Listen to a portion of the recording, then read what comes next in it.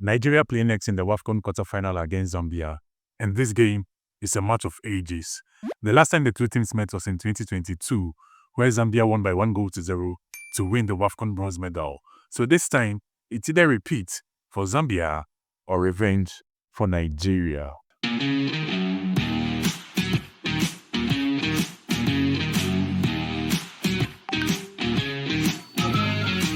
don't know what I'm doing. All right, so welcome back to the preview of the game between Zambia and Nigeria. The game will be happening at the Labi Zaole Stadium in Casablanca in Morocco, 18th July. That's 5 p.m. local time, which is, I think, 4 p.m. GMT and 5 p.m. also Nigeria time. And I think 6 p.m. Zambia time, if I'm right. So this game is for one spot, just one spot at the WAFCON semi-final, and whoever wins it will be going it. So let's look at Team Nigeria first and their journey to this stage at the WAFCON. So Nigeria got to this stage by topping their group, finished top of their group with 7 points from, that is, 3 games. They won their first game by 3-0 against Tunisia, then won the second game by 1-0 against Botswana. Then when it came to the last game of the group, they played a 0-0 draw with, that is, Algeria to finish top of the group. They didn't concede a goal in all the games and also scored a comfortable 4 goals so far. So plus 4 goal difference, which is quite a healthy advantage to give them top spots and to reach the quarterfinal. If there is any area to highlight in Nigeria's team so far in this WAFCON, it has to be obviously how compact they have been as a team. So Nigeria always maintained possession in all the games they played, so they maintained control of the ball. Their midfield was always the team to hold the ball and impose themselves on the opponent, and I think it was very telling because they had way more quality than the teams they faced so far in the competition. So the ball was always being held by Nigeria, which meant that opposition teams did not really get the chance to create chances against them. On a few occasions that they were able to create it, and there was this lady, Chiamaka Nnadozie, the goalkeeper, who is the current best goalkeeper in all of Africa now, who was between the sticks for Nigeria to save the balls, which came at her. So for Nigeria, it's been a healthy journey. Aside from the goalkeeper, Chiamaka Nnadozie, there's also been Ashley Plumter in defense, who has also had a very good tournament at this WAFCON, especially joining her teammates in attack. She always adds the extra number in attack, creates chances, sometimes even takes shots on her own, and even does the defensive work also by keeping opponents at bay through reading the game very well, which she's done it so well. Then there's also Nigeria's captain, that is Rasheedat Ajibade, who is part of the few players to play all 3 games for Nigeria. And she's created the most chances so far at this WAFCON. Although typically, per the Ajibade we know, she hasn't really been the normal self because she's always these days the one to look up to in the Nigeria team. But she hasn't really come to the party at this WAFCON. But even regardless, at her lowest, she's still the player to have created the most chances in all of this tournament. So, and her work rate also has been very visible, running up and down, tracking players, stopping attacks. Not only that, initiating and creating chances for her teammates too. So she will be a big factor in this game. Then also another player has to be Chinwendu Hezio, who is a top scorer for Nigeria now.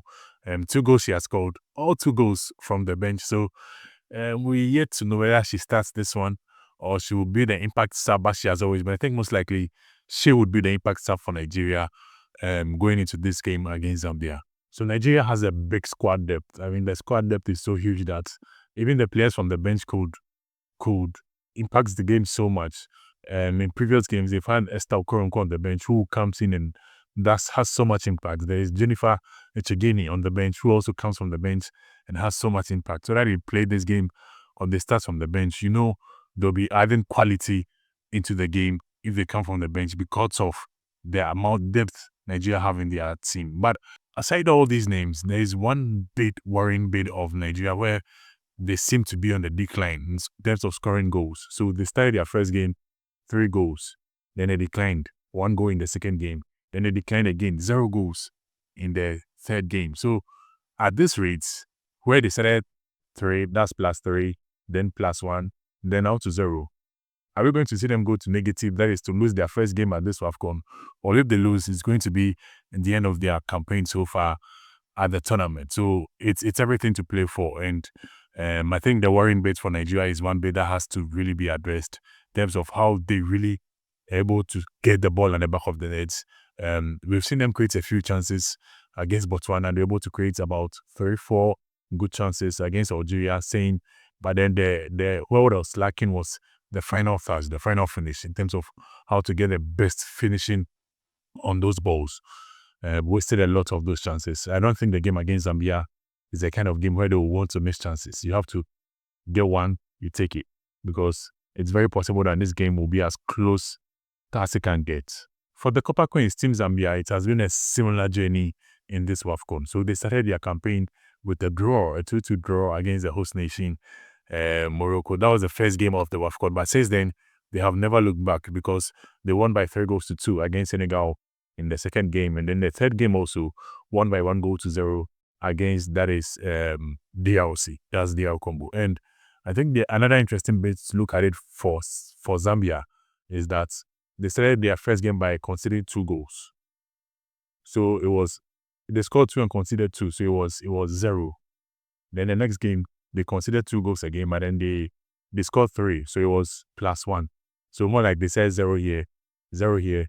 The next game, they conceded 2 and then scored 1. So it's +1.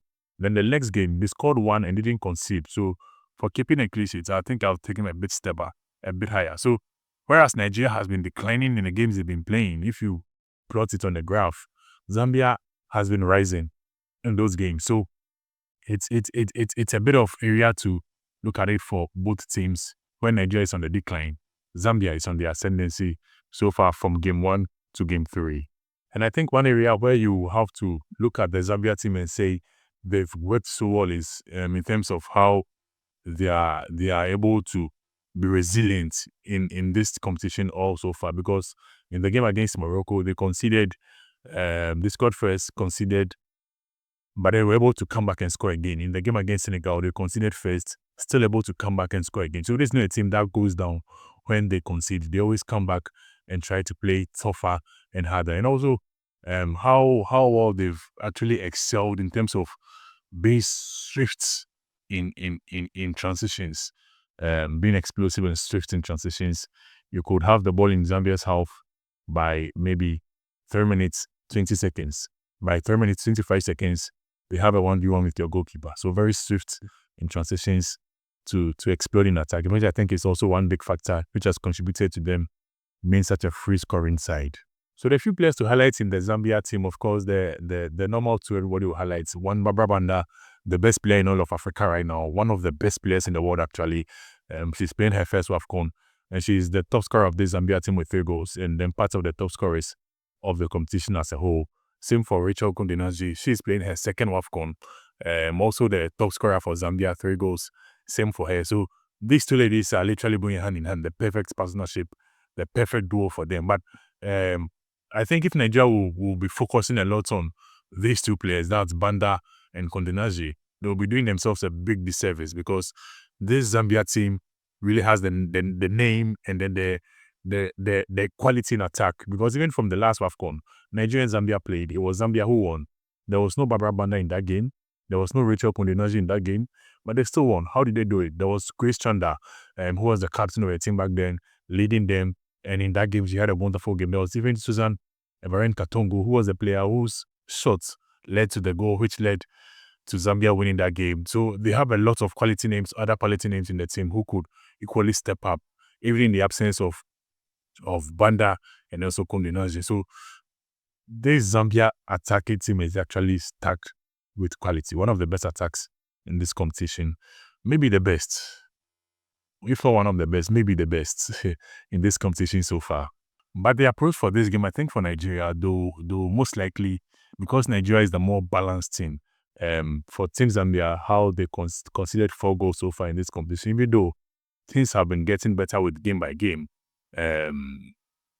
it's still the same team who considered 4 goals. So I think I'll expect them to try and protect their goal a bit more. So that means Nigeria will be a lot more in possession, possess the ball a lot more, try and break down the Zambia team a lot more, have their players on the ball a lot more in this game. And I'm expecting Zambia to rather be protective of their goal. So have a lot more of their players in their own half, trying to close spaces, trying to deny Nigeria the chance to really penetrate deep in their half.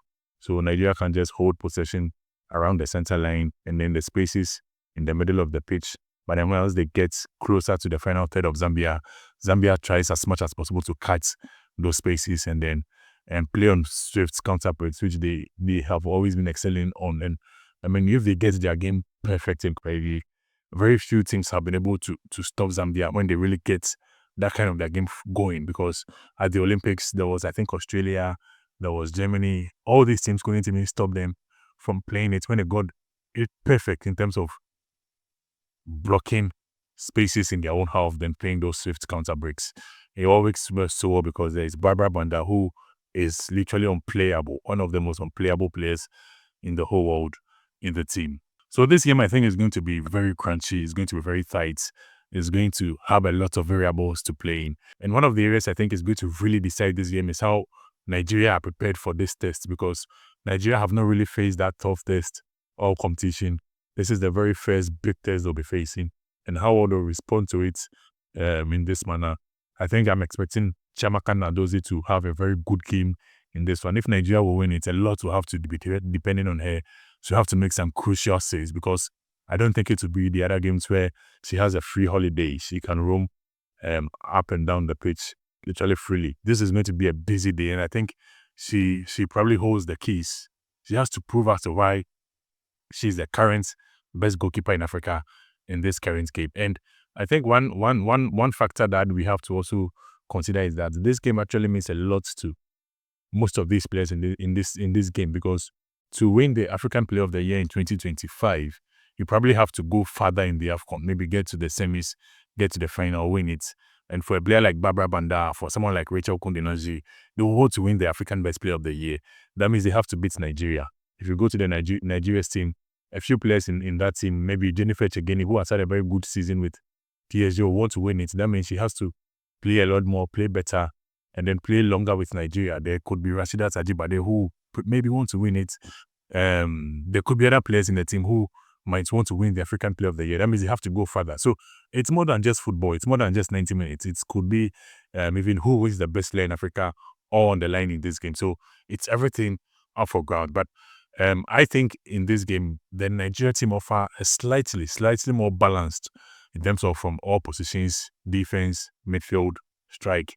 Nigeria offers a bit more balance in all those positions as compared to Zambia, who, yes, they do have some key players in all positions. There is Barbara Banda up front. In midfield, there is Susan Katongo if she's playing, or there is Irene Lungu if she's playing. In defense, there is Lushomo Mweba if she's playing, and also in defense, of course, he plays. But she'll be there in defense. So they do have some key players in different positions. But then if you compare to Nigeria, player for player, seems Nigeria is a bit here, then Zambia closely following behind them. So even though the gap is not that huge, Nigeria is ahead. And I think I'll give them a slight edge in terms of prediction for this game. But then it's only my prediction. It could go totally different ways. I think it's going to be a close game. It's not going to be a game of 6-0, just 3 points in my way. I think it's going to be a very close game. Anybody can win it. But if you push me to the wall, I'm slightly thinking Nigeria have a slight edge, just a little edge over Zambia. And that's my prediction. But tell me in the comment section who you think is going to win this game.